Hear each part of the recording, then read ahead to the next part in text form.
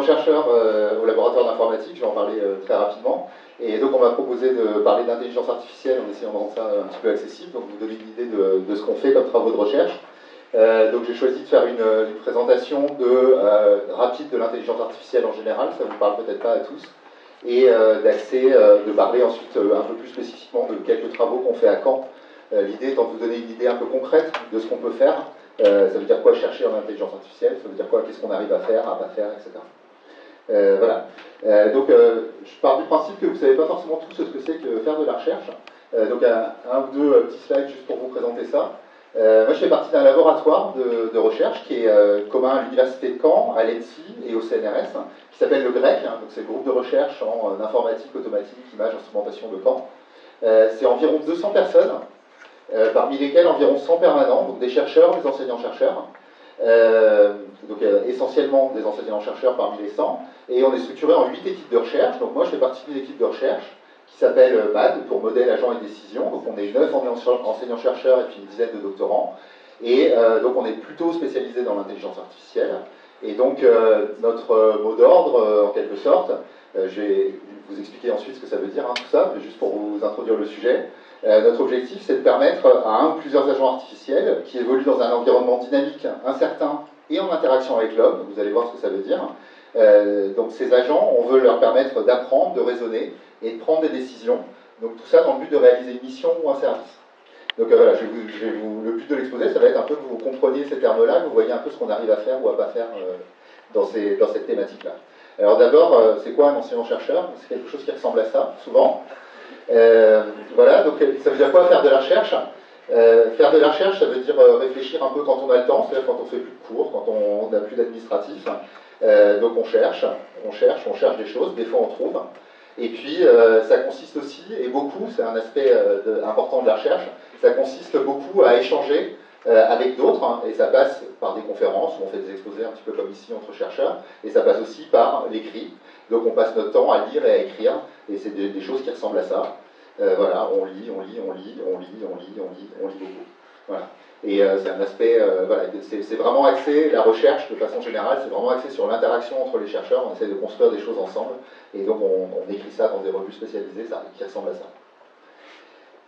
Voilà, donc juste un petit peu ce qui vous attend. Donc je vais commencer par un petit peu l'intelligence artificielle en général, et puis ensuite je vais parler donc de travaux plus spécifiques à ce qu'on fait à Caen, notamment d'agents en interaction avec l'homme, d'agents qui interagissent entre eux, vous allez voir ce que c'est qu'un agent, et puis parler un petit peu d'éthique, parce que c'est des choses auxquelles on s'intéresse aussi. Donc l'intelligence artificielle en général, alors vous en connaissez certainement des manifestations, vous en avez entendu parler notamment dans les médias. Alors il n'y a pas si longtemps que ça, j'avais en haut à gauche ici, j'avais une image de Kasparov désespéré devant Deep Blue il y a une vingtaine d'années. Donc là c'est une image qui est tirée d'une des parties d'AlphaGo contre Lee Sedol. Donc AlphaGo c'est un programme qui a pour la première fois vaincu un être humain de niveau grand maître au jeu de Go, et ça il y a quelques mois maintenant. Donc c'est une mini-révolution en intelligence artificielle. On en a pas mal parlé dans les médias, je pense qu'il y en a parmi vous qui en ont entendu parler. Donc voilà un exemple de ce qu'on fait en intelligence artificielle, concevoir un programme qui est capable de jouer au Go comme un humain avec des années et des années d'expérience, à un niveau grand maître, donc quelqu'un qui domine vraiment les joueurs humains sur cette thématique, comme on fait un ordinateur qui est capable de les battre. Un autre exemple, c'est les voitures autonomes, c'est quelque chose qui est de plus en plus courant, l'image date un petit peu déjà. Je pense qu'on verra tous, ici dans cette salle, des voitures autonomes pour de vrai sur les routes, parmi les piétons, parmi les autres véhicules. Ce sera peut-être dans 20 ans, ce sera peut-être dans 50 ans, mais je pense que la plupart d'entre nous, on verra ça, pour de vrai. Quelque chose qui existe depuis très longtemps, c'est des explorateurs de planètes lointaines, inconnues. Donc là, vous avez un exemple de Curiosity sur Mars, donc elle a été lancée il y a 2 ou 3 ans. Voilà, donc c'est des véhicules qui sont autonomes. On va appeler tout ça, on va appeler ça des agents. C'est le terme consacré dans la communauté. Donc on appelle ça des agents, et c'est des agents qui sont capables d'évoluer tout seuls, ont un certain degré d'autonomie. Et c'est à ça qu'on s'intéresse. D'accord ? Comment on fait en sorte que cette petite bestiole là, isolée sur Mars, qui peut communiquer avec la Terre, finalement pas tant que ça, parce que quand les planètes se font pas face, quand elle est sur la face cachée de Mars, elle ne peut pas communiquer avec la Terre. Donc elle doit se débrouiller toute seule. Il n'est pas question qu'elle fasse rien pendant ce temps-là, cette petite bestiole. Il est question qu'elle remplisse sa mission, donc qu'elle aille explorer, qu'elle aille prélever des carottes, faire des prélèvements dans l'atmosphère, qu'elle envoie des données vers la Terre au moment propice, évidemment. Donc voilà, c'est à ce genre de choses qu'on s'intéresse. Et tout ça dans un environnement qui est inconnu, qui est incertain. Mars, personne n'y est jamais allé, donc on a une estimation de comment ça va se passer. Mais les robots vont en découvrir énormément de choses sur place, donc on s'intéresse à ça. Et d'autres exemples, hein, plus de la vie de tous les jours, dans tous les smartphones, il y a des petits agents, il y a ceux qui reconnaissent la voix, il y a ceux qui devinent le mot suivant que vous allez écrire, éventuellement des agents qui vont aller chercher des informations pour vous sur Internet alors que vous les formulez de façon relativement naturelle. Voilà, tout ça, c'est des choses qui émanent de recherches en intelligence artificielle, plus ou moins anciennes. Je vais y revenir un petit peu. Donc voilà des exemples de la vie de tous les jours. Un peu plus en détail, on a des thématiques, évidemment, on ne fait pas tous de l'intelligence artificielle en général, donc ça c'est juste pour vous donner un aperçu un petit peu de la richesse du domaine. Qu'est-ce qu'il y a comme problématiques qui peuvent parler hors de la communauté?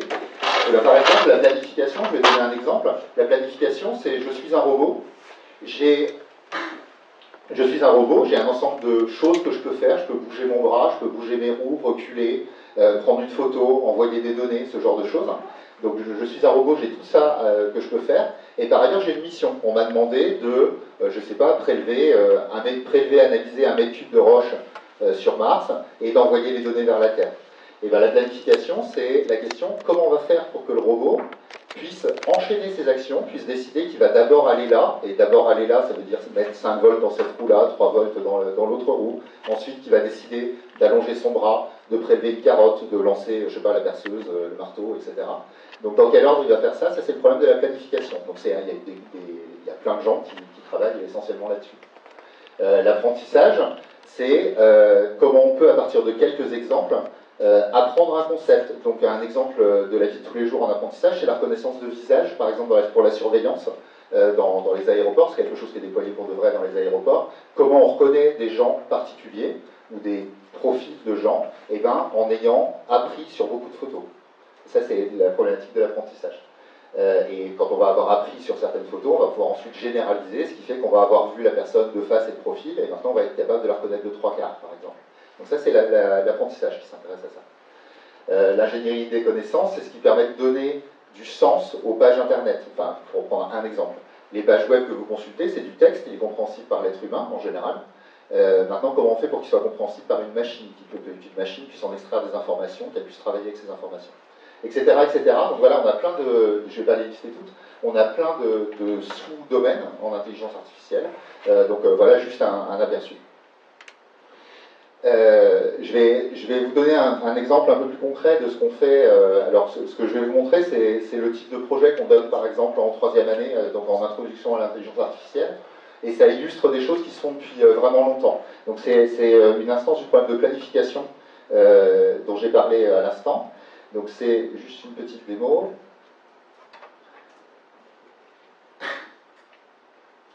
Ce que je voudrais vous montrer, voilà, j'ai 4 petits bonshommes en haut, là, en haut à gauche, et leur but à tous, c'est, étant donné ce labyrinthe, donc les murs gris, en gris, ce sont des murs, le reste, ce sont des cases qu'on peut traverser normalement. Le but, c'est, pour ces agents, ça va être de se frayer un chemin dans ce labyrinthe. Et leur but, c'est d'arriver en bas à droite, dans la case en bas à droite, le plus rapidement possible. Et bien, le genre de choses qu'on fait en intelligence artificielle, alors ça se fait depuis très longtemps, c'est juste pour illustrer le propos, et ben, c'est de travailler sur ces petits agents, sur les différentes façons dont ils peuvent se représenter la grille, dont ils peuvent calculer un chemin dans cette grille, etc., et ceci le plus rapidement possible. Donc ce que cette petite démo illustre, c'est les 3 petits smileys ici représentent des agents intelligents, entre guillemets, donc équipés avec des algorithmes, je vais vous montrer à quoi ça ressemble après, équipés avec des façons de réfléchir qui sont plutôt avancées. Et puis le petit robot gris qui est caché par le plus pour l'instant, lui, il va foncer. D'accord, il va foncer, il sait que le but est à peu près en bas à droite, donc il va foncer vers le bas à droite. Et donc on fait des petites démos comme ça, des petits travaux. C'est simple par rapport à ce qu'on fait évidemment, mais ça illustre un petit peu la mécanique. Voilà, on va réfléchir à des choses. Ça rame, pardon. Voilà. Donc l'agent gris, là, en l'occurrence, l'agent gris, qui est le moins intelligent, il a gagné sur celui-là. D'accord, il est allé plus vite. Il a foncé bêtement, il est allé plus vite. Je vais ralentir un peu le rythme et en relancer une autre. Si j'en relance une autre, l'agent gris part, donc il est parti tête baissée. Les autres, vous avez vu un petit temps de décalage, les autres ils ont réfléchi avant, ils ont calculé un plan. dans ce labyrinthe. Et ce qui fait que, suite à ça, ils vont avoir pris le chemin le plus court. Et finalement, alors c'est peut-être allé un peu vite, mais finalement, ils sont arrivés plus tôt à la cible que celui qui avait foncé tête baissée. Donc c'est basique comme scénario, mais ça illustre un petit peu ce qu'on fait. Nous, ce qu'on fait, c'est réfléchir à ce qu'on pourrait mettre dans la tête des petits smileys ici pour qu'ils aillent encore plus vite, encore plus intelligemment. D'accord ? Sur des missions évidemment relativement complexes. Donc voilà un petit exemple de ce qu'on fait.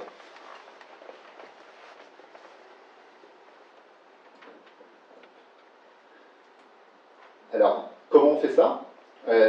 Du point de vue un peu extérieur, quand on voit pas trop, quand on connaît pas trop l'informatique, ça ressemble plutôt à des maths en fait de ce qu'on fait. Donc d'abord, on a un problème réel. Ici, on a un labyrinthe. Donc vous pouvez imaginer que ce soit un labyrinthe réel. Je vous montrerai des exemples tout à l'heure. Un labyrinthe réel qui n'est pas une suite de cases bien rangées comme ça, mais un vrai labyrinthe, un robot qui s'est perdu dans un environnement inconnu, par exemple.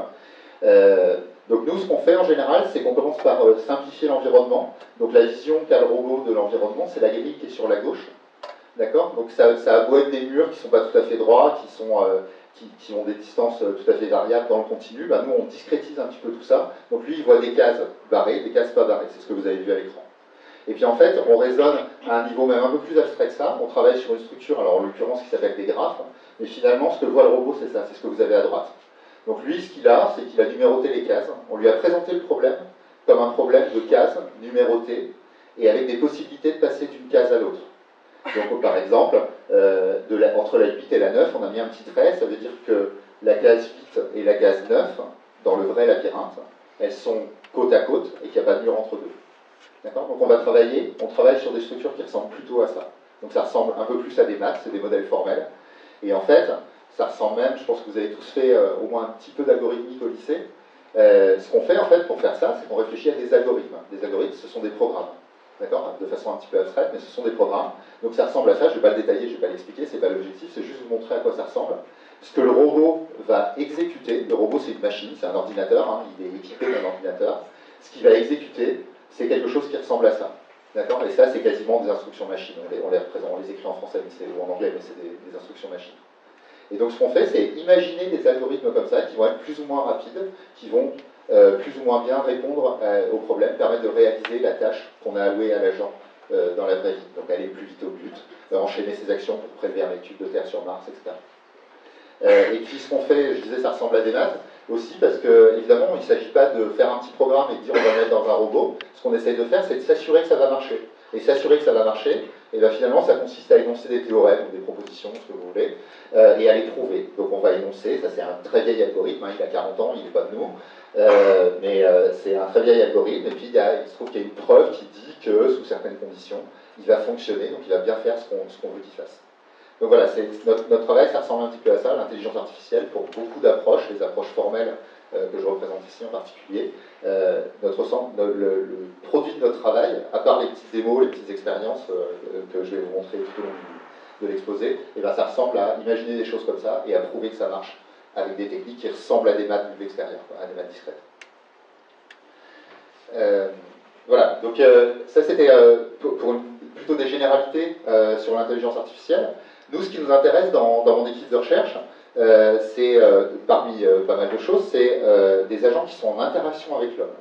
Donc le robot sur Mars, il n'est pas vraiment en interaction avec l'homme. Par contre, une voiture qui conduit, une voiture autonome, qui est dans la vraie circulation, elle est en interaction avec l'homme. Et qu'est-ce qu'elle doit faire en interaction avec l'homme ? Elle doit, par exemple, un truc vraiment important pour une voiture autonome, c'est d'estimer les intentions des êtres humains qui les entourent.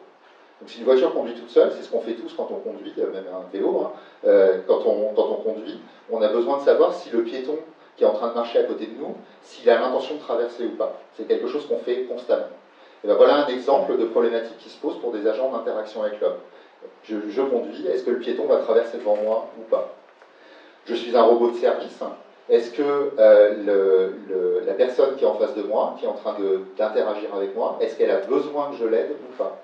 Donc on a un projet, je ne l'ai pas mis sur les slides, c'est un petit peu long, on a un projet dans l'équipe qui consiste à déployer des robots de service au Rive de l'Orbe, le centre commercial qui est près de la gare à Caen.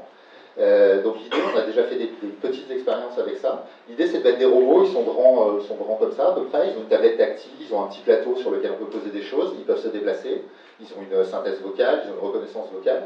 Et l'idée, c'est que ces robots-là, à terme, ils puissent être déployés, c'est plutôt une preuve de concept qu'un but en soi, mais qu'ils puissent être déployés dans les rives de l'Orne. Et quand quelqu'un arrive, typiquement un jour de foule, et quelqu'un arrive avec un fauteuil roulant, que la personne puisse aller voir le robot et dire « J'aurais besoin d'aller à tel endroit dans les rives de l'Orne, est-ce que vous pouvez me frayer un chemin à travers la foule ?» Ou si quelqu'un arrive et ne peut pas voir, par exemple, qui puisse demander est-ce que vous pouvez me guider, je ne le vois pas, est-ce que vous pouvez me guider jusqu'à la boutique numéro A, jusqu'aux toilettes, jusqu'à l'entrée du parking, etc. Donc voilà un petit peu le genre de projet qui nous intéresse dans cette thématique-là, des agents en interaction avec l'homme. Donc comment le robot va pouvoir interagir avec l'homme, comprendre ce que l'homme attend, etc.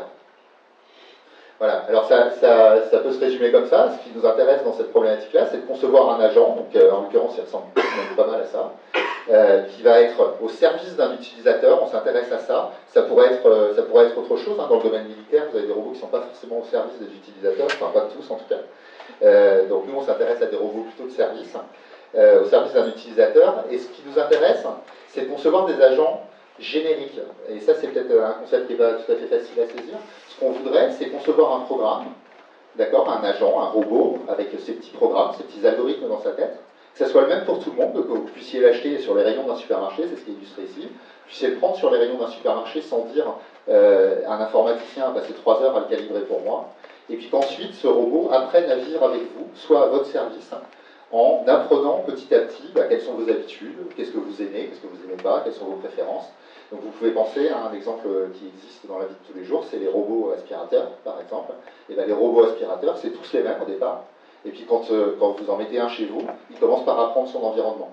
Il commence par se balader, et il va repérer où il y a des meubles, où il y a des murs, quelles sont les pièces, comment on passe d'une pièce à l'autre, il va se calculer son petit chemin. Quand j'aurai à passer l'aspirateur au rez-de-chaussée, je commencerai déjà par là, puis par là, puis par là, parce que c'est plus efficace, par exemple. Donc voilà, c'est un petit peu cette idée-là, mais évidemment avec des agents dont on espère qu'ils vont pouvoir faire des choses beaucoup plus complexes que ça. Donc un exemple d'un petit peu ce qu'on cherche à faire, c'est pas un projet concret qu'on a, il y a des projets dans cet esprit-là, mais je trouve que ça illustre bien. C'est un agenda intelligent. Donc imaginez que vous ayez, ce qu'on voudrait faire, c'est donc des agents, donc des logiciels, en l'occurrence, il n'y a pas de robot là, un logiciel qui tourne 24 heures sur 24, 7 jours sur 7, sur votre ordinateur, votre tablette, votre smartphone, etc. Et qui est pour but de vous aider à organiser votre emploi du temps. Donc typiquement dans un contexte professionnel, à suggérer des créneaux pour planifier des réunions, différentes tâches, etc.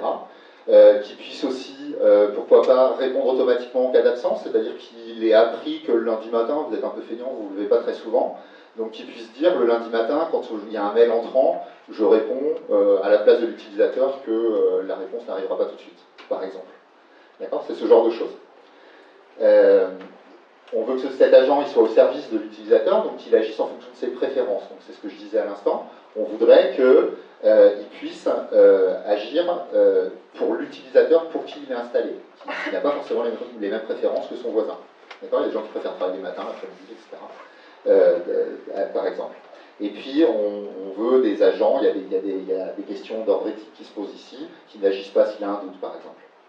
Donc il ne se substitue pas à l'utilisateur, c'est pas l'objectif. Et générique, ça j'en ai déjà parlé, je vais pas revenir là-dessus. Et puis pour faire tout ça, on est informaticien, on veut faire des choses qui soient rapides, c'est-à-dire votre agent, on ne veut pas qu'il rame quand vous lui dites quel créneau tu me suggères pour organiser telle réunion, on ne veut pas qu'il mette 1 heure, on veut qu'il mette une fraction de seconde. Donc il faut qu'on cherche des méthodes, des programmes, des algorithmes qui soient rapides. Évidemment, il ne faut pas que vous soyez obligé de programmer votre agent pour lui demander un créneau pour une réunion. On veut qu'il puisse comprendre la façon dont vous parlez en langage naturel, en français, en anglais, comme on s'exprime dans la vie de tous les jours, idéalement. Ça, c'est des choses qui ont beaucoup progressé récemment. On veut qu'il puisse négocier avec d'autres. Si je suis dans un contexte professionnel, que mon agenda, il organise des réunions, il va les organiser avec mes collègues. Donc on voudrait idéalement que, quand je suis en week-end, mon petit agenda automatique, il s'organise avec le petit agenda automatique de mon collègue, et qu'il se débrouille tout seul, et que le lundi matin, j'ai un planning qui me convienne. Et lui aussi. Donc voilà le genre de choses. Et puis évidemment, après, il s'agit d'expérimenter. Donc voilà, ça peut ressembler à ça, un projet de recherche. Il y a eu des projets comme ça en Amérique du Nord, notamment des projets à large échelle sur ce genre de choses. Voilà, un petit interlude en images. Ça ressemblerait à quoi, pour résumer ça, un agenda intelligent comme ça? Ça serait un agenda qu'on installerait chez soi, d'accord, sur son ordinateur, sur son smartphone, etc. qui cohabiterait avec nous le temps d'apprendre nos préférences. Donc il surveillerait, enfin il interpréterait un petit peu tout ce qu'on fait pour apprendre nos préférences. Il nous observerait, si au début, quand c'est encore nous qui programmons nos réunions, si on les programme plutôt le soir, le matin, le week-end, en semaine, etc. Il essaierait d'apprendre nos préférences sur les jours où on aime bien se lever tôt, on n'aime pas se lever tôt, par exemple. Il interagirait avec nous, ça, je vais vous présenter un petit exemple tout à l'heure, donc il nous poserait des questions de temps en temps. Là, je ne sais pas trop quoi faire, est-ce que tu préfères que je te planifie la réunion lundi ou jeudi? Et puis, si on répond, on l'aiderait à apprendre, du coup. Donc, il nous poserait des questions, il interagirait, et puis d'autres types d'interactions éventuellement avec nous. Et puis, il agirait, cet agent, donc ça c'est une problématique importante. Les agents, il faut qu'ils agissent pour essayer et voir ce que ça donne. Ça, je vais y revenir tout à l'heure. Et puis, ils apprennent de leurs erreurs, hein, comme de leurs réussites évidemment, mais de leurs erreurs aussi. Et puis, le but, c'est toujours d'être au service de l'utilisateur. Dans tous les projets que je vais vous présenter, c'est toujours l'objectif. Donc, voilà un petit peu à quoi ça pourrait ressembler. Alors, un peu plus concrètement, maintenant, pour vous donner une idée un petit peu plus concrète de ce que ça veut dire, rechercher dans ce domaine-là, j'ai juste parlé d'apprentissage des préférences. Donc je vous dis que l'agenda, idéalement, on voudrait qu'il apprenne nos préférences. Qu'est-ce qu'on aime bien faire, qu'est-ce qu'on n'aime pas faire, quels sont les créneaux qu'on préfère. Donc ça veut dire quoi? Ça veut dire qu'il faut qu'il puisse les apprendre, pour les apprendre, il faut qu'il puisse les stocker. Donc les représenter dans sa mémoire, hein, d'une manière ou d'une autre. Donc on se pose des questions de ce type-là. Est-ce que dans la mémoire, on va stocker des choses comme mon utilisateur aime bien les réunions lundi après-midi, aime bien les réunions le mardi, aime bien les réunions le jeudi, le vendredi après-midi? Ou alors, est-ce qu'on va vouloir des choses un peu plus fines? Donc, par exemple, est-ce qu'il préfère, pour le lundi, est-ce qu'il préfère l'après-midi au matin avec une probabilité de 0,9? Ou est-ce qu'il préfère, pour le vendredi, le matin à l'après-midi, avec une probabilité de 0,8? Est-ce qu'on va représenter des choses comme ça? Ou alors, peut-être même des choses beaucoup plus compliquées. Donc, ça ressemble à des maths au bout d'un moment, le genre de choses qu'on fait. Après, apprendre les préférences de l'utilisateur, ça veut dire quoi? Donc, on se pose aussi plein de questions là-dessus. Qu'est-ce que ça veut dire? Comment on va interpréter ce que l'utilisateur nous dit ou nous montre, ce qu'on observe? Par exemple, imaginons que mon agenda, 3 fois de suite, ils me disent je t'ai planifié une réunion lundi matin et que je lui ai dit non, ça ne convient pas. D'accord? Il y a une petite interaction possible avec l'agent qui me permet de dire ça. Est-ce que l'ordinateur, l'agent, doit en déduire immédiatement que je préfère le lundi après-midi? Est-ce que 3 fois c'est le bon nombre? Est-ce qu'il faut qu'il attende que je dise non 10 fois? Est-ce qu'il doit considérer ça dès que je lui dis non une fois, etc. D'accord? Donc ça, c'est des questions qu'on se pose. Donc ça, typiquement, on fait des expériences avec des utilisateurs réels pour ce genre de choses. Donc on va prendre un panel d'utilisateurs, on va prévoir avec une méthode plutôt sciences humaines, on va faire des enquêtes, on va faire des petites expériences réelles pour ça, pour estimer ce genre de paramètres, par exemple, dans des approches aussi simples. Mais il y a d'autres façons d'interagir avec l'utilisateur. Par exemple, il peut me poser la question de façon directe. Donc s'il devine qu'il y a un truc à apprendre ici, il peut me poser la question, est-ce que tu aimes les réunions vendredi après-midi? Et là, je peux lui répondre oui ou non. S'il ne pose pas trop de questions, ça peut être tout à fait acceptable pour moi. D'accord? Il pose de temps en temps des questions, le reste, il apprend tout seul, ça peut être tout à fait acceptable. L'objectif, en général, c'est qu'on fasse en sorte que les agents apprennent en observant beaucoup, éventuellement, et surtout qu'ils me questionnent un minimum. Ça va m'embêter quand même au bout d'un moment quand il va me poser des questions, encore des questions. Donc voilà le genre de questions, encore une fois, qu'on se pose. Et puis après, c'est pas tout ça, mais une fois qu'il a appris mes préférences, qu'est-ce qu'il en fait, cet agent? Il est face à un problème qu'on appelle un problème de décision. À tout instant, il doit décider quoi faire. Donc par exemple, mail entrant disant réunion importante lundi matin. Que doit faire mon agent? Mettons que je ne sois pas là, je ne suis pas connecté, c'est pas moi qui réponds, c'est lui à ma place. Qu'est-ce qu'il doit faire? Il doit répondre oui, non. Est-ce qu'il doit rien répondre? Il doit se poser cette question-là, et donc nous, on doit trouver des algorithmes, des moyens divers pour lui permettre de répondre à ces questions-là. Donc ça se matérialisera toujours par des algorithmes. Et puis, dans cet exemple précis, ce qu'on voudrait, c'est qu'il nous suggère des choses qui nous facilitent la vie, c'est-à-dire qu'en gros, on dise toujours oui, et qu'il ne répond pas à notre place s'il n'est pas sûr. Voilà, on a des problématiques comme ça. Donc voilà un petit peu sur quoi on recherche. Un petit exemple de ce que ça peut donner, une petite démo du même ordre que tout à l'heure.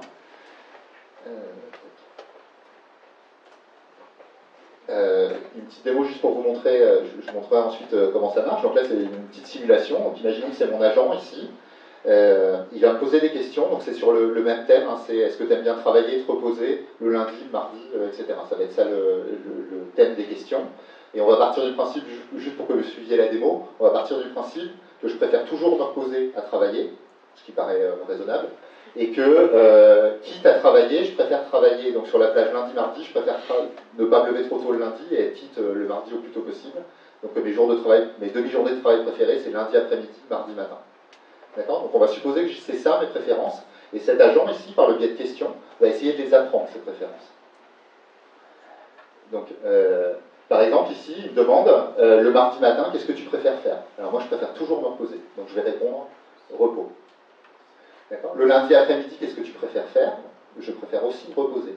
Et il a déjà appris un truc. Ce qu'il a appris, la première fois que je lui ai dit je préfère me reposer le mardi matin, je crois, il a supposé que je préférais tout le temps me reposer. C'est l'hypothèse la plus simple qui explique ça. Donc quand je lui ai dit que le lundi aussi, il savait déjà que je préférais me reposer. Il l'aurait parié. D'accord? Donc on peut continuer ensuite l'interaction. Donc si je me repose le lundi, est-ce que je préfère que ça soit l'après-midi ou le matin? Donc on a dit que je préférais le matin et puis travailler l'après-midi.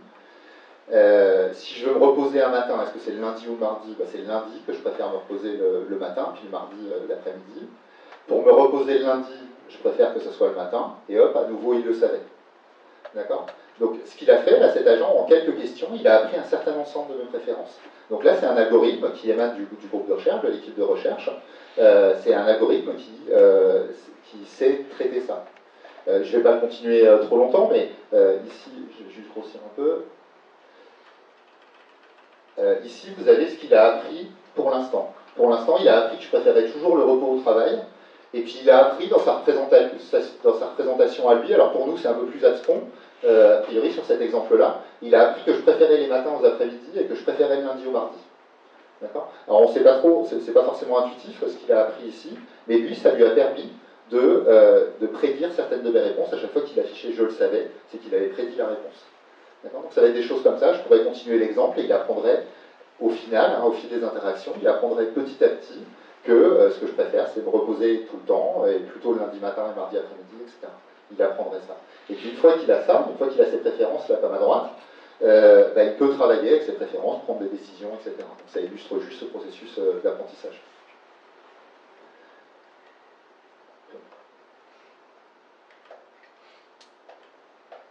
Donc là, vous êtes, c'est vraiment dans des travaux de recherche qui sont issus de l'équipe. Donc ça, c'est des choses concrètes. Pondre un algorithme comme ça, montrer qu'il va finir par apprendre les préférences, montrer qu'il ne pose pas trop de questions, etc., etc. Donc ça, on l'étudie comme un problème de maths. Un autre petit exemple avec des robots, cette fois.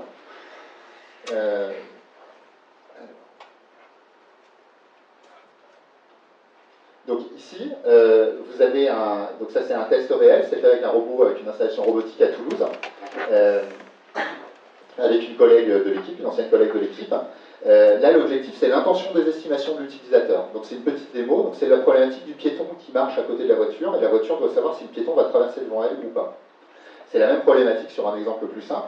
Le robot, il a une bouteille d'eau ici, et il va essayer d'estimer si Abir, donc la collègue, la veut, cette bouteille d'eau, ou non.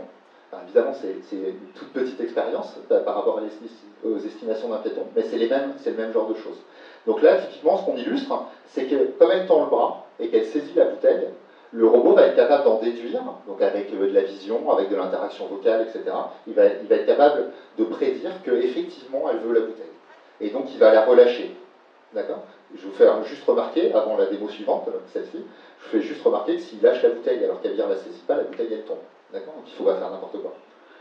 Donc, dans cette deuxième démo, elle va passer à côté, donc elle va être dans le même champ de vision, elle est là, et le robot va devoir reconnaître que là, elle s'en moque de la bouteille. Elle va pas aller, elle la veut pas, en fait. Donc il doit détecter ça à partir de son comportement, sans qu'elle lui dise je la veux pas. Donc là, il fait autre chose. Le robot a un petit doute, et puis dès qu'elle est partie, il va se raviser, il lâche pas la bouteille, et il va se raviser presque aussitôt. Hein. C'est un bras robotisé, c'est pas non plus super rapide. Mais voilà un petit peu une autre illustration de ce qu'on fait sur l'interaction avec l'utilisateur. Donc ça, c'est l'estimation des intentions.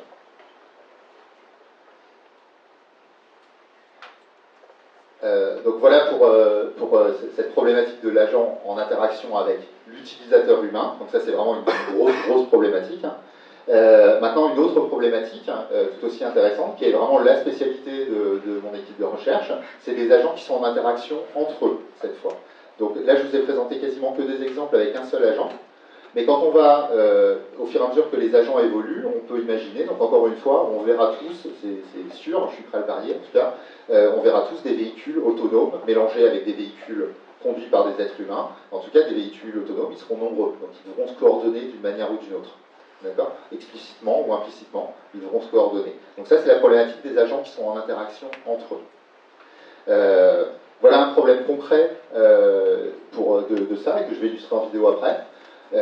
C'est le cas où on a plusieurs robots. Donc, prenons un cas vraiment désastreux qui justifie les robots, c'est une explosion nucléaire. Donc, vous avez une centrale nucléaire qui s'est effondrée, par exemple. Il est hors de question d'envoyer des êtres humains pour aller voir ce qui se passe à l'intérieur.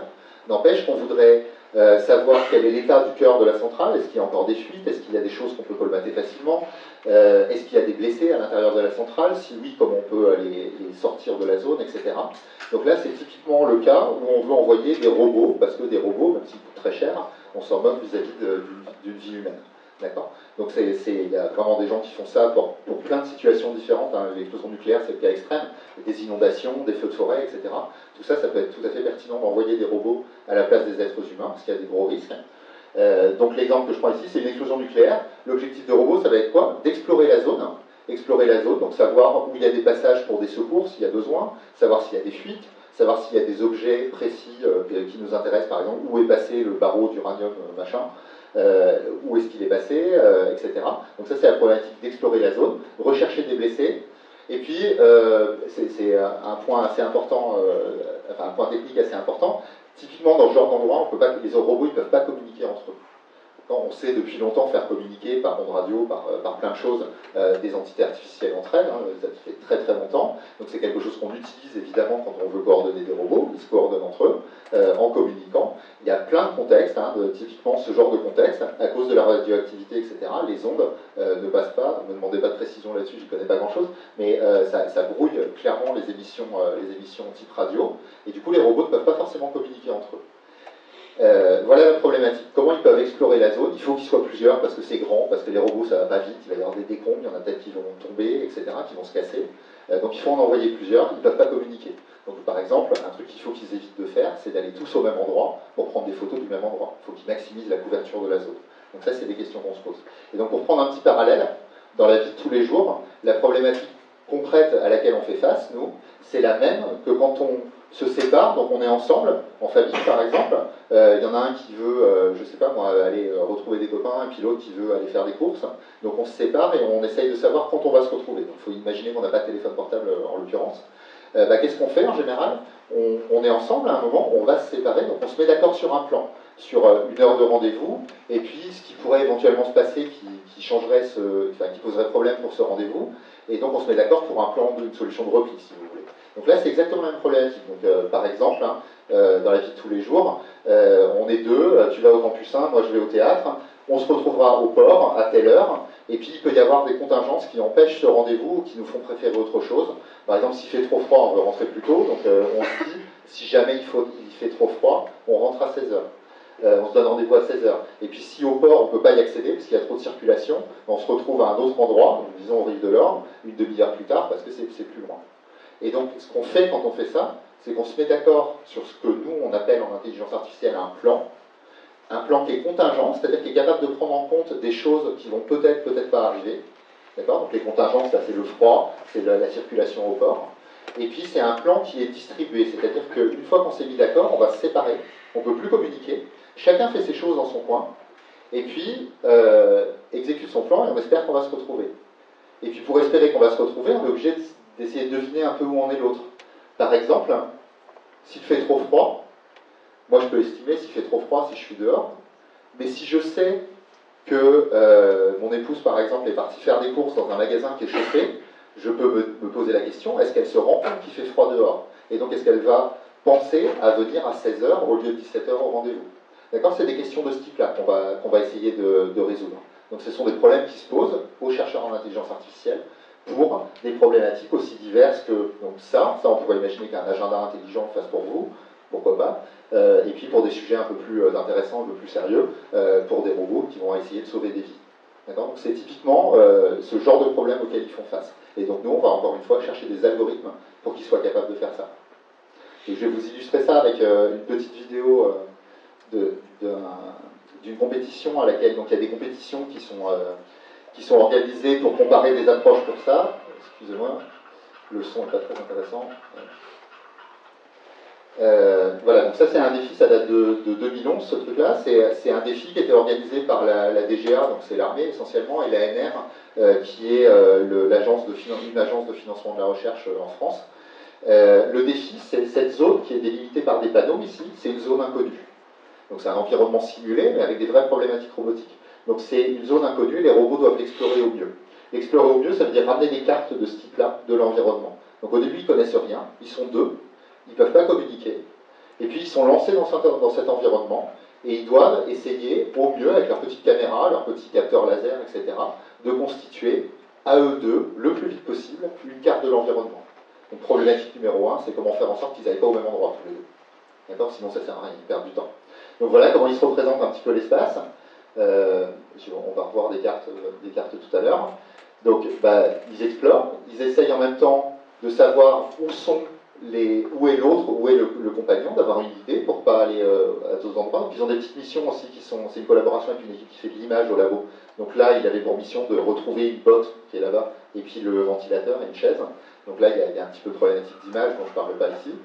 Le reste de la problématique, c'est pour le robot qui est derrière, là-bas par exemple, d'essayer de deviner, parce qu'il connaît leur plan conjoint, d'essayer de deviner qu'il a déjà dû passer par là, donc c'est pas la peine d'aller explorer ça. D'accord? Donc ça ressemble à ça. Ces robots-là, c'est des robots qu'on a dans l'équipe et qu'on programme pour de vrai.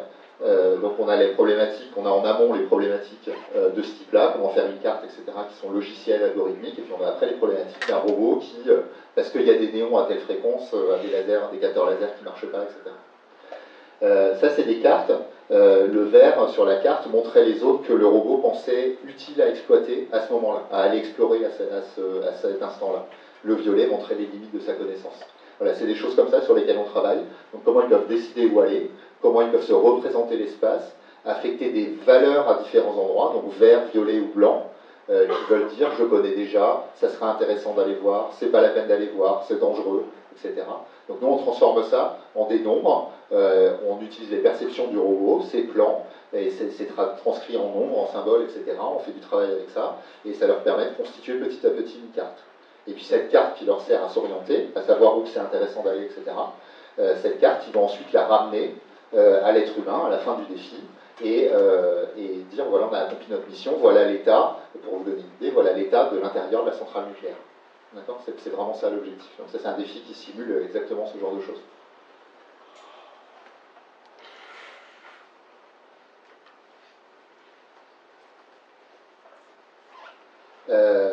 Une petite simulation maintenant pour vous montrer un autre aspect. Donc là, on avait plusieurs agents qui se coordonnaient avec cette problématique-là. Maintenant, on peut avoir des agents qui se coordonnent dans quelque chose qu'on verra aussi, j'en suis persuadé. C'est la problématique de la gestion de la circulation de façon automatique. Donc ici, ça va être une petite démo avec des carrefours. Vous allez voir une carte routière avec des feux de circulation. Ça va aller assez vite, je vous l'explique plutôt avant. Voilà. On a une carte routière avec des feux de circulation à tous les croisements. Tous les croisements sont protégés par un feu. Et la simulation, c'est qu'en continu, du haut à gauche, il y a des voitures qui arrivent. Et vous allez voir de temps en temps des petits flashs à l'écran, ça va être des accidents. Donc l'idée, c'est quoi? C'est qu'on a des feux de circulation, donc chaque carrefour est un agent intelligent. Il a comme pouvoir de faire passer chacun des feux, des 4 feux par exemple pour celui qui est central, de le faire passer au rouge, au vert, à l'orange, d'accord, indépendamment pour les 4, il choisit. Et l'idée c'est qu'au début il ne sait rien ce feu, il sait juste qu'il a des actions qui sont faire passer au rouge, à l'orange, au vert, il sait que ça. Et l'idée c'est qu'il va apprendre du trafic, il va observer son environnement, et ce carrefour, mais aussi tous les autres points, vont apprendre petit à petit quelle est la densité moyenne de circulation, comment les voitures arrivent, quel est leur comportement au carrefour, Et l'objectif de ce système, ça va être de minimiser le nombre d'accidents, qu'il n'y ait pas trop d'accidents, et puis que la circulation soit néanmoins relativement fluide. Donc il a ces deux objectifs-là en même temps. J'ai juste accéléré un petit peu. Voilà, là typiquement il y avait un accident au milieu. Donc au début vous allez voir pas mal d'accidents au milieu, et puis une circulation qui n'est pas très fluide. Hein. La file de voiture là sur la gauche elle n'est pas très fluide, et puis en plus à chaque fois qu'il y en a une qui passe il y a un accident. Et puis petit à petit, je ne vais pas la laisser tourner trop longtemps, mais petit à petit, vous allez voir la circulation se fluidifier. Le genre de fil qui est en bleu à gauche là va commencer à disparaître. Ça va se fluidifier, il y aura de moins en moins d'accidents. Il continuera d'y en avoir, c'est sur un temps de simulation trop court pour que ce soit parfait, mais il continuera d'y en avoir des accidents, mais de moins en moins, et puis avec une circulation qui sera de plus en plus fluide. Donc voilà, tout ça c'est par apprentissage pur et dur, c'est-à-dire que les agents, les feux de circulation, initialement, ne savent même pas que c'est un carrefour qu'ils sont en train de gérer, si vous voulez. Ils ont 3 boutons, rouge, orange, vert, pour chacun des feux qu'ils gèrent, et c'est tout. Et puis après, ils ont on simule des caméras, c'est-à-dire qu'ils savent combien il y a de voitures sur la route qui mène à eux. Le carrefour du centre, par exemple, voit les 4 routes, les 2 médianes de l'image, et puis ils voient ce qui se passe au carrefour, c'est tout. Donc petit à petit, on leur a dit accident, pas bien, file d'attente, pas bien. En gros, enfin, je schématise à peine, c'est ce qu'on leur a dit. On leur a dit ça c'est bien, ça c'est pas bien, ça c'est pas bien non plus. Essaye de faire le moins de choses pas bien possible, ça se traduit comme ça. Et puis avec des algorithmes, pour certains classiques, certains qu'on a développés dans l'équipe, ces agents ils travaillent, et puis maintenant vous avez une circulation qui est plutôt fluide, et on voit plus beaucoup d'accidents. D'accord, ça fait un petit moment s'il y en a là-bas. Il y en a de temps en temps, encore, mais on en voit de moins en moins par rapport au début. En tout cas, ça n'a rien à voir et la circulation est beaucoup plus fluide. Okay, les voitures continuent à arriver au même rythme en haut. Voilà pour cette problématique-là.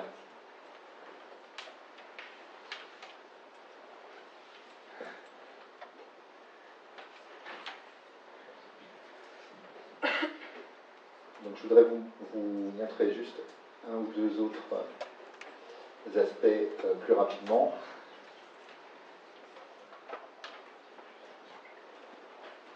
Excusez-moi.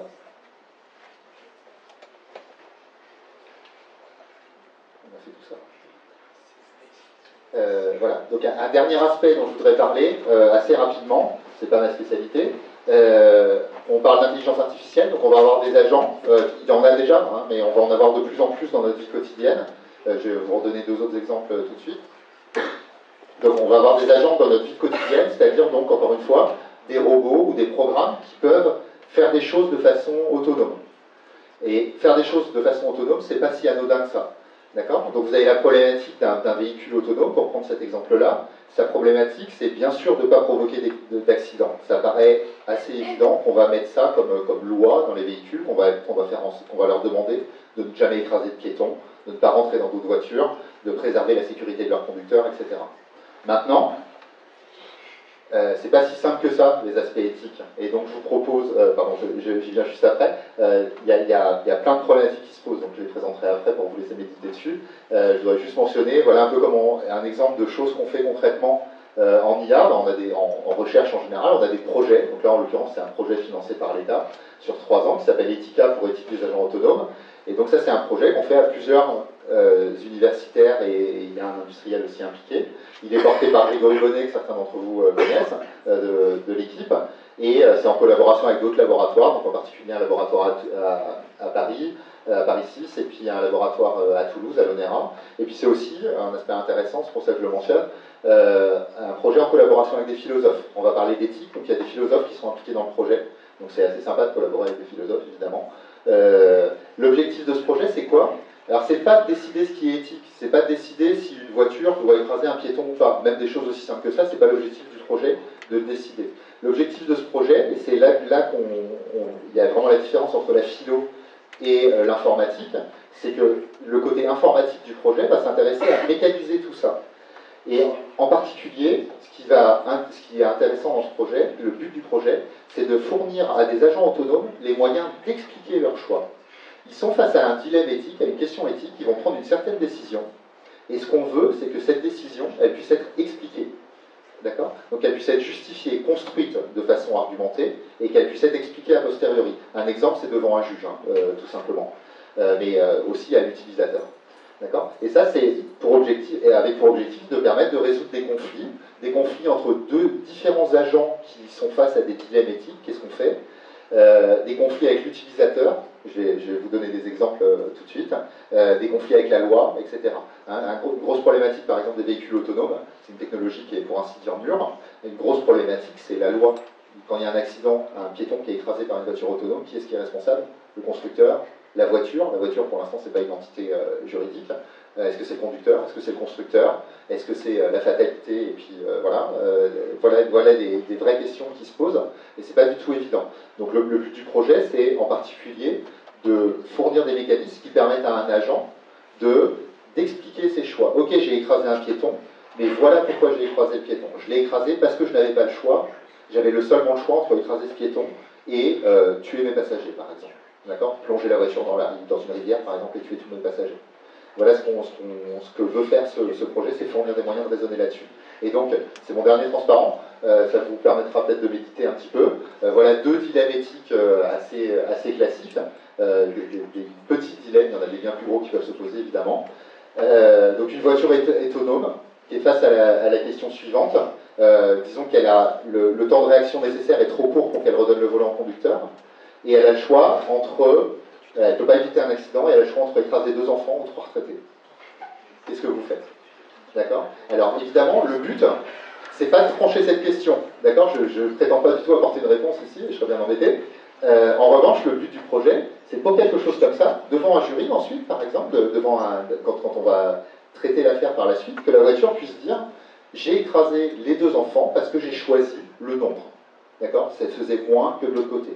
Ou alors, j'ai choisi d'écraser les 3 retraités parce que j'ai préféré la jeunesse, l'avenir, j'ai réfléchi à la vie qu'il leur restait à chacun, j'ai fait un raisonnement de ce type-là, et voilà. Ce qu'on veut, c'est fournir des mécanismes pour que les agents puissent prendre des choix de cette manière-là et les expliquer. D'accord? Et évidemment, dans d'autres situations où il y a moins d'urgence, qu'ils puissent aussi proposer le dilemme à l'utilisateur. J'ai un dilemme, je ne peux pas trancher moi-même, mais mes règles ne me permettent pas de trancher. En revanche, voilà, tu peux choisir la solution, la deuxième puce ou la troisième puce, et voilà ce que ça va impliquer. Si tu choisis la deuxième puce, tu vas promouvoir le non, on doit tuer le moins de personnes possible. Et là, c'est intéressant dans le projet de travailler avec des philosophes, parce qu'après, on peut invoquer des façons de raisonner, du conséquentialisme par exemple, ce genre de théorie sur la façon de raisonner sur les conséquences de ces choix, notamment. Un deuxième dilemme, pour vous laisser méditer, un agent de surveillance médicale, donc un petit objet connecté qui surveille, qui assure une surveillance médicale, donc en lien constant avec un médecin. Donc supposons une personne diabétique gravement diabétique par exemple, avec un agent qui surveille ça. Imaginons la personne qui ait les moyens de communiquer avec l'agent suffisamment pour lui dire aujourd'hui, j'aimerais bien faire un petit excès, j'aimerais bien boire 1 ou 2 verres de plus qu'il m'est normalement autorisé. Est-ce que tu pourrais ne pas le dire au médecin? Et que doit faire l'agent dans ce cas-là? Voilà, l'agent il est au service de son utilisateur, mais il y a aussi la loi, par exemple, ou ce pourquoi il a été conçu, qui lui dit qu'il devrait le dire, mais il est aussi au service d'un utilisateur envers qui il a envie d'être gentil ou tolérant, etc. Donc ce qu'on va fournir pour raisonner là-dessus, c'est des mécanismes qui permettent d'exprimer et de raisonner sur des choses comme la loi, elle va promouvoir une certaine action, l'action de le dire au médecin. Mais en revanche, la tolérance, c'est juste des exemples rapides, la tolérance, ça va plutôt promouvoir le silence, c'est-à-dire, ok, je ne vais pas le dire au médecin. D'accord? Donc on va essayer de raisonner comme ça, et puis après, ça pourrait être à un juge, à un utilisateur, à un tiers, etc., de trancher entre est-ce que je veux promouvoir la loi et seulement la loi, tant pis pour le reste, est-ce que je veux promouvoir la tolérance, on peut même imaginer configurer son petit surveillant médical pour qu'il promeuve l'un ou l'autre au départ. Voilà, je vous laisse méditer sur ces deux dilemmes, et ça termine mon exposé. Merci pour votre attention.